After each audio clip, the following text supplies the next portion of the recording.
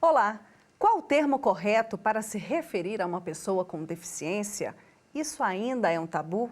A gente sabe que a luta por uma sociedade onde todos possam ter direitos iguais é constante e por isso hoje estamos aqui para falar sobre o assunto. Vamos começar com o decreto mais recente que assegura a participação de pessoas com deficiência nos concursos da Administração Pública Federal. É no quadro Olhe Direito Aí.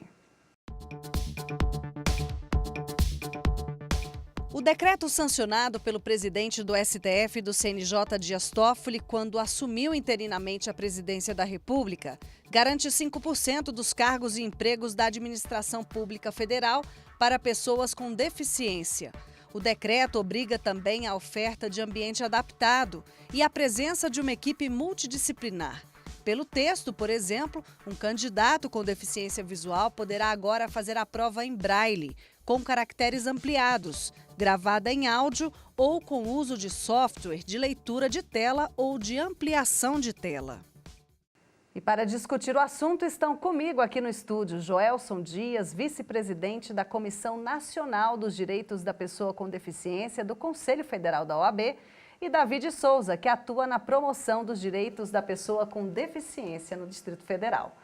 Sejam bem-vindos ao Fórum, muito obrigada pela presença de vocês. Esse decreto, ele tem uma roupagem diferente do que já está previsto no Estatuto da Pessoa com Deficiência em relação a esse assunto? O que o decreto 9.508 fez, interessante, assinado pelo ministro Dias Toffoli, traz importantes conquistas para as pessoas com deficiência, porque antes, na legislação federal, na própria Constituição, nós tínhamos um percentual de vagas para as pessoas com deficiência nos concursos públicos, nos processos seletivos de até 20%, mas não tínhamos um percentual mínimo. Então, o que esse novo decreto fez, na verdade, foi estabelecer pelo menos 5% dessas vagas nos concursos públicos, nos processos seletivos da administração federal para as pessoas com deficiência. E, claro, a gente espera que isso valha daqui a pouco que os estados, os municípios copiem para as suas respectivas administrações essa importante garantia para as pessoas com deficiência no que diz respeito à sua inclusão no mercado de trabalho. Davi, antes de falar do decreto com você, eu queria abordar essa questão inicial. Como se referir a uma pessoa com deficiência? A gente já viu tantas formas, né, de se referir a pessoa com deficiência, o portador de necessidades especiais. Tem uma evolução histórica em relação a isso. Qual é o termo correto? O termo correto hoje é pessoa com deficiência. E aí você vai direcionando de acordo com cada modalidade, né? Pessoa com deficiência visual, pessoa com deficiência auditiva e pessoa com deficiência intelectual. Porque, como você citou, antes o termo que utilizava era pessoa portadora de deficiência visual, portadora de deficiência auditiva, pessoa com necessidades especiais. Então, assim, houve um conflito.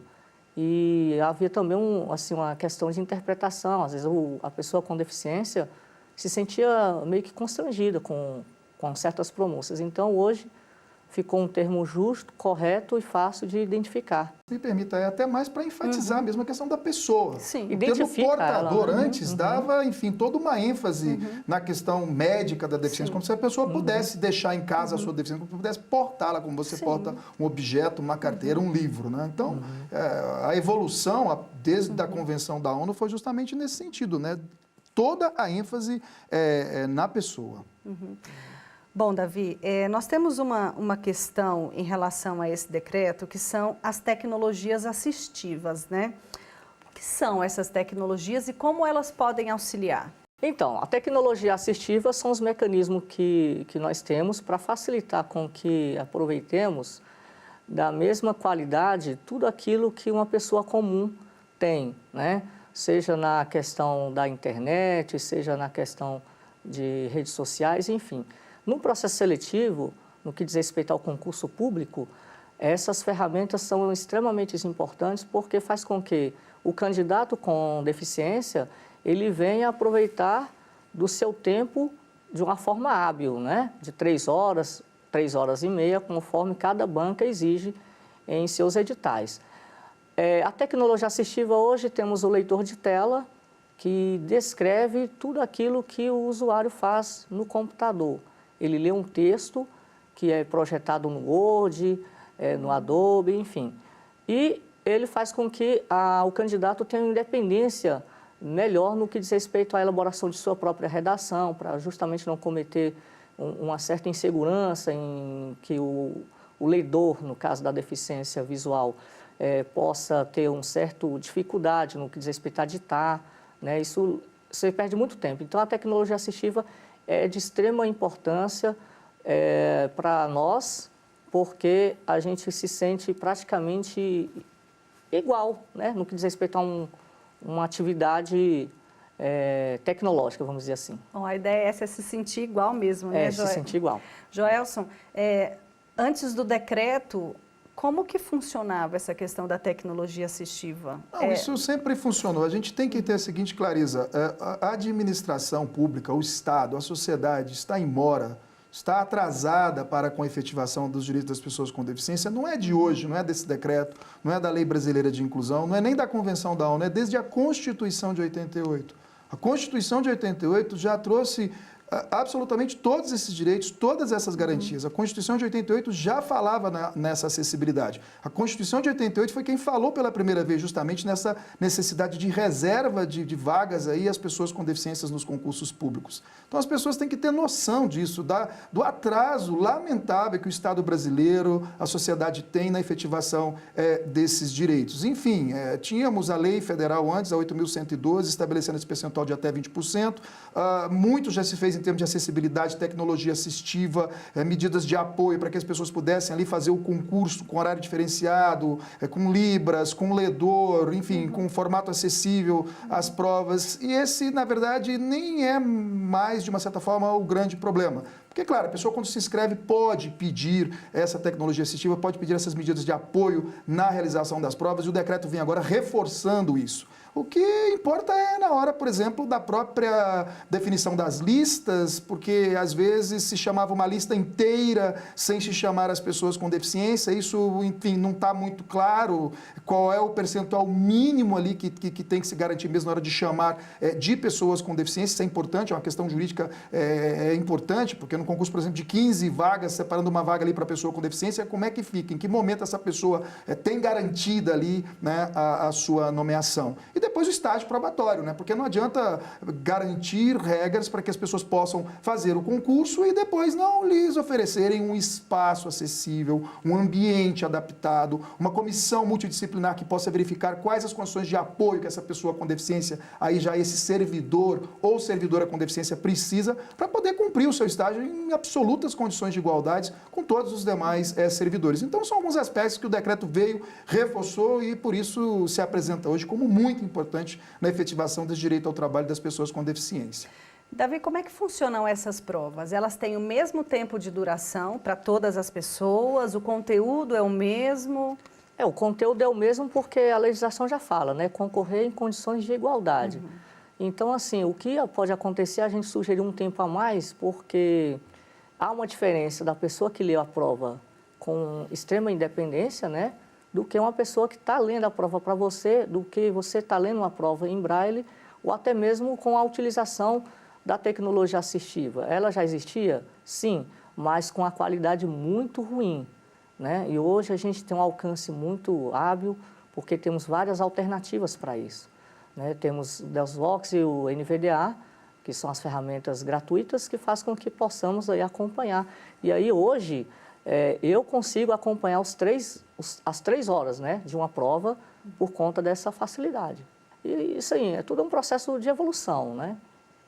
Joelson, a gente falou de tecnologia assistiva, da porcentagem garantida, de equipe multidisciplinar. Existe algum outro ponto neste decreto que você queira levantar?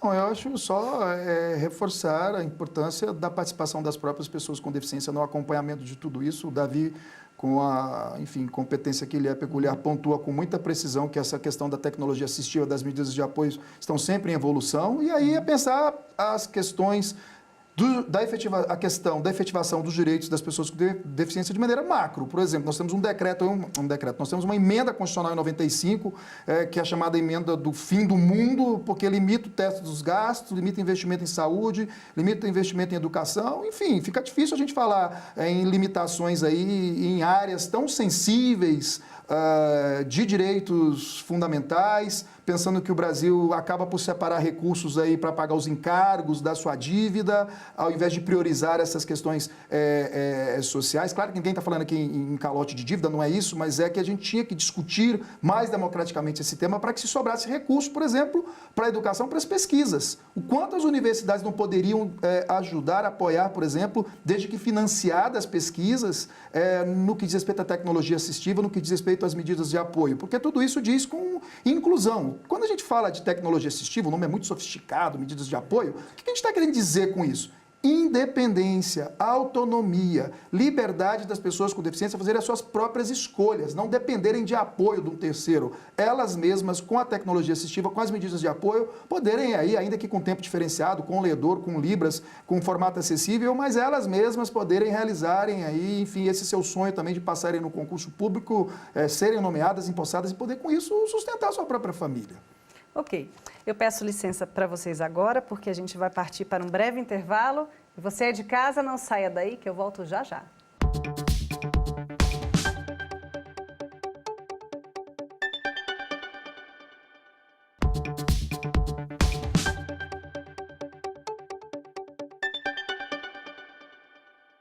Voltamos com o Fórum e agora vamos falar sobre outros aspectos importantes garantidos no Estatuto da Pessoa com Deficiência.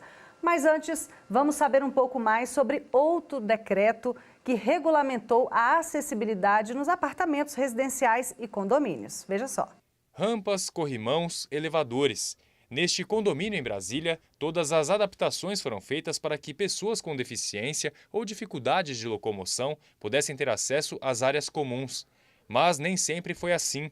É o que conta a Francineide, administradora do condomínio. Quando a gente começou no condomínio, que a gente viu essa necessidade, que o direito da pessoa estava sendo furtado, digamos assim, a gente levou para a Assembleia, principalmente a rampa da piscina, que foi a obra maior, a obra mais cara, e foi aprovado pela Assembleia para poder ser feito isso, para as pessoas terem o direito de ir e vir, todo mundo poder participar. Com a regulamentação da Lei Brasileira de Inclusão, em decreto assinado pela ministra Carmen Lúcia, quando ela estava na presidência da República, as áreas comuns de prédios residenciais terão de ser adaptadas, inclusive as garagens. Tudo deve ser padronizado e seguir as regras da Associação Brasileira de Normas Técnicas, a ABNT. O prazo para começar a cumprir as exigências é de 18 meses. E as adaptações não ficam só da porta dos apartamentos para fora. As construtoras também vão ter que fazer alterações no projeto interno, dependendo da necessidade do proprietário. E é bom os consumidores ficarem sempre atentos. Essas alterações não podem gerar nenhum custo adicional para os compradores. Bom, Davi, a gente mostrou um condomínio como exemplo, né, horizontal de prédios, onde está tudo garantido ali mesmo antes do decreto, né? Mas é uma realidade ímpar. Extremamente oposta, né? Assim, até por conta do processo de construção disso, né? Acaba que tudo vira uma novidade, né? E assim, o pessoal recebe meio que na base da pancada. Porque, por exemplo, a gente, hoje, os novos condomínios, até que seguem isso, né? Mas, por exemplo, se você for fazer uma aquisição de um imóvel antigo, né? Com qual tempo você vai ter a garantia de que esse direito vai ser executado, né? No que diz respeito à acessibilidade ao seu apartamento, né? Eles colocam ali o básico, a identificação, né, nos antigos, a identificação em braille ou até mesmo um elevador, mas enfim, se você for levar uma abrangência geral, o cadeirante é prejudicado por conta do tamanho do espaço, enfim. E aí a gente fica naquele questionamento, poxa, será que a gente só pode comprar imóveis novos e caros? Ou a gente não tem aquela oportunidade de escolher aquele imóvel ideal por conta da proximidade do trabalho, da escola do nosso filho, e enfim, essa é a dificuldade ainda que vai ser bem enfrentada no que diz respeito às edificações mais antigas, né? Bom, Joelson, o que já existe construído tem um tempo para se adaptar agora? Tudo isso, de novo, não vem da Lei Brasileira de Inclusão, não vem do Estatuto da Pessoa com Deficiência, né? Isso vem da Constituição da República. Depois nós tivemos logo, enfim, depois da Constituição da República, a Lei 7853, foram 10 anos para a regulamentação dessa lei até o Decreto 3298, mais não sei quanto tempo até o 5296, enfim, uma dificuldade danada, porque todos esses decretos já traziam esses prazos de acessibilidade e o mais importante, para o Estado também, para o governo, para as administrações. Então, a gente também precisa discutir isso. Quer dizer, não adianta só cobrar da iniciativa privada, precisa cobrar da iniciativa privada que, enfim, as instalações de uso coletivo sejam mesmo acessíveis. A gente não está falando nem só de condomínio, de prédios, a gente precisa pensar no cinema, no shopping, no bar, no restaurante, no motel, né? Porque, claro, as pessoas com deficiência também têm esse direito à sexualidade, por mais que uma questão até de tabu, não se discuta isso, né, na nossa sociedade, porque a gente, enfim, quando falamos de direitos, falamos, obviamente, de todos os direitos. Então, claro, é importante se estabelecer um prazo de adaptação para as construtoras. Fundamental lembrar que realmente as pessoas com deficiência não podem ser cobradas a mais por conta dessa necessidade de adaptação ou depois de inteira acessibilidade desses imóveis. É o que já acontece na educação também, por força de decisão do próprio Supremo Tribunal Federal, na ADIM 5357, quando discutiu a questão das escolas particulares. As escolas não podem negar a matrícula, não podem cobrar um adicional. E o decreto vem agora da acessibilidade nos condomínios, vem muito nessa linha também, no sentido que as construtoras não podem cobrar adicional por essa acessibilidade. Mas, enfim, precisamos cobrar do Estado, dos governos, a questão das calçadas, do ônibus, enfim, do transporte, da própria acessibilidade na televisão, nos meios de comunicação. É importante mantermos mesmo em discussão todas essas questões. É muito difícil, né? Eu sei que parece piegas a gente tocar nesse assunto, mas eu queria que você trouxesse essa realidade para a gente, Davi, porque fala-se muito... Eu vou citar o ponto que o doutor falou com relação à acessibilidade a cinema. Sim. Assim, tudo é muito novo, porque assim, tinha-se a cultura que a pessoa com deficiência não saía de casa porque tinha um tutor, tinha alguém para tomar de conta, e geralmente a família ela é muito super protetora, e assim, a gente acaba que temos que ser corajosos para poder afrontar essa decisão familiar, né? Foi no meu caso, que eu tive que arrumar emprego sem comunicar a ninguém, e aí falei, a decisão já está tomada, eu tenho que ir para a rua. Então, assim, hoje, eu sou uma pessoa que cobra a existência da legislação, o direito, e eu vou exercer. Hoje, o cinema é muito complicado, a gente juntou um grupo para tomar uma cerveja num estabelecimento comercial, a gente liga, geralmente eu faço assim, a menção de ligar, olha, tem adaptação do banheiro para cadeirante? Ah, não tem. Aí eu falo, cara, e agora? Aí a gente pensa assim, cara, a gente tem que chegar lá com um decreto e tal, mas aí a gente, cara, mas será que foi conscientizado? Será que ele já tem ali? Então, assim, vai partir da gente essa conscientização, porque a gente tem a legislação em mão e a gente tem que ir lá e começar a exercê-la, né?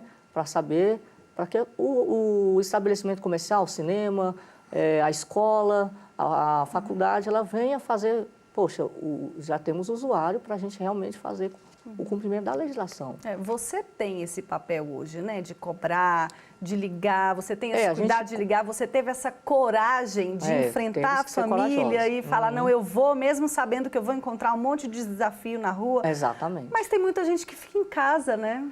Hoje a gente trabalha um processo de conscientização, né? Assim, hoje a abrangência da rede social vem né, fazendo com que a gente venha alcançando, né? É um avanço para nós, mas a gente sabe que é um trabalho de formiga.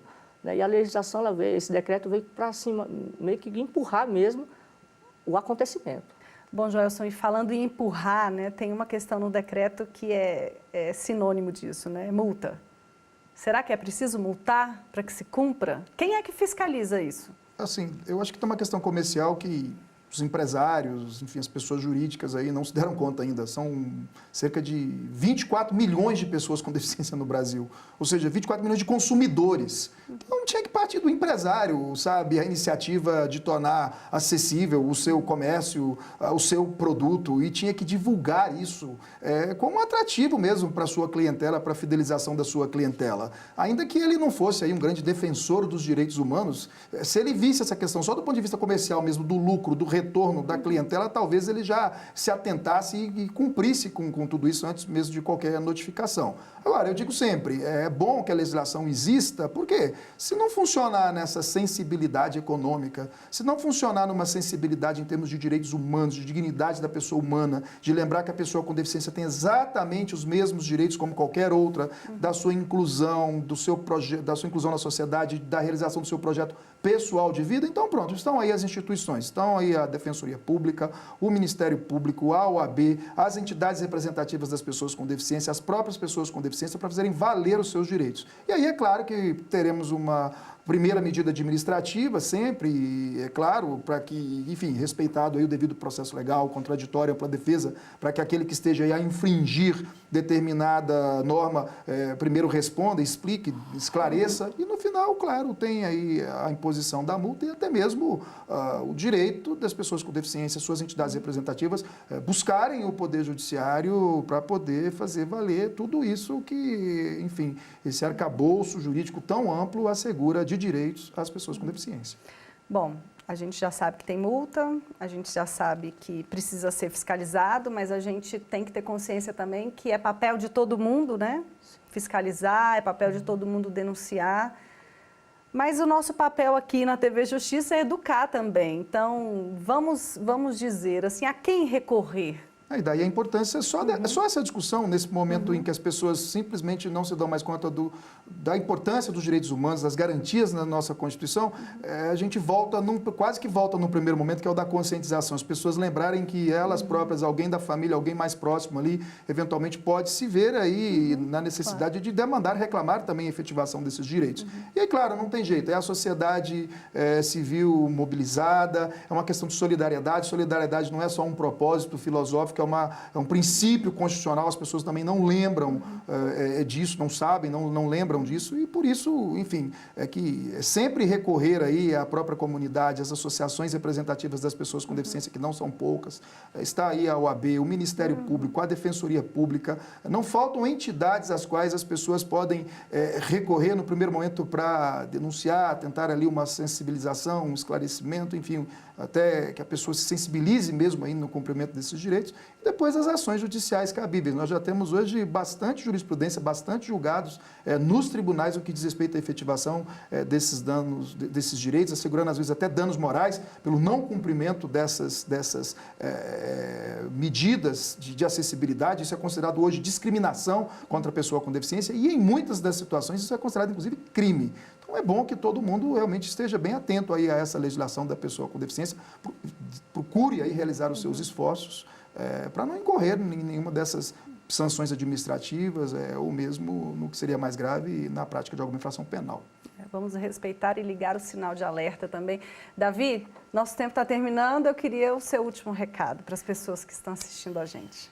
Bom, primeiramente eu quero agradecer pela TV Justiça o convite e eu vou usar a palavra básica, né? Conscientização, né? E essa conscientização parte de nós, pessoas com deficiência, informar a sociedade que nós estamos chegando, estamos prontos para exercer os nossos direitos e estar alinhado ali no que diz respeito à utilização dos mecanismos que temos aí para a cultura, para a educação, moradia, lazer e por aí afora. Ok. Muito obrigada pela sua presença, Davi, no fórum. Muito obrigada, Joelson, também, pela sua participação. E eu agradeço também a você que assistiu ao Fórum de hoje. Para rever o programa, acesse aí tvjustiça.jus.br. Para falar com a gente, mande um e-mail, forum@stf.jus.br, e a TV Justiça também tem um canal no YouTube, TV Justiça Oficial. Tchau!